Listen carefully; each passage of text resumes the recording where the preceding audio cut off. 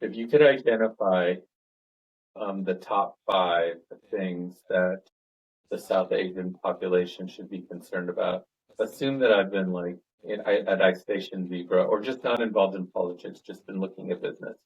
And you were approaching me and telling me, here are the 5 things you need to be worrying about. What are they?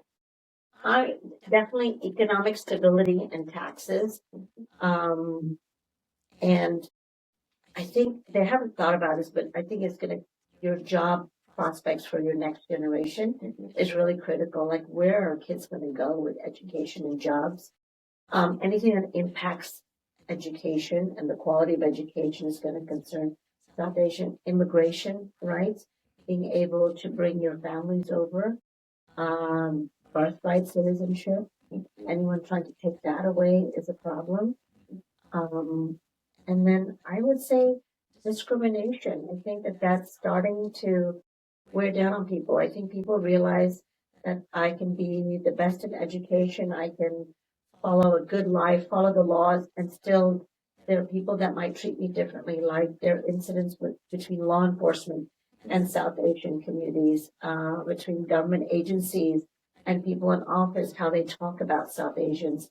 I think the town hall meeting and city council meeting in Frisco, if you play the tape of that and you're South Asian, and I think Frisco, I think it's a majority Republican leaning area. I'm going to make that assumption. Yeah. And you listen to the public comments from residents who vote there and live there with their Indian neighbors. It's a very sad statement of affairs. That discrimination is right around the corner. And you can say, well, yeah, people can think in a racist, prejudiced way, but it doesn't really affect you. You can still buy a can of Coke from the store for the same price. You're not going to be treated any differently. And I beg to differ. I think you create an environment where people are being treated differently.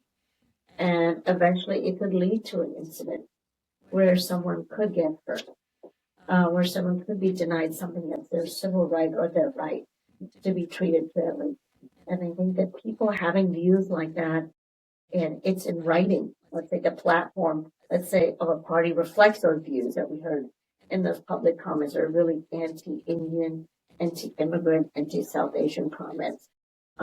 If you have a platform that reflects that, that's not a place that's for a healthy, safe community for the South Asian community. I think they should be worried about that. That words matter. You think, oh, that's locker room talk? What is that? Everything is shoved into locker room talk. Or this is what they meant, he really meant, or they really meant. This is what the government he doesn't.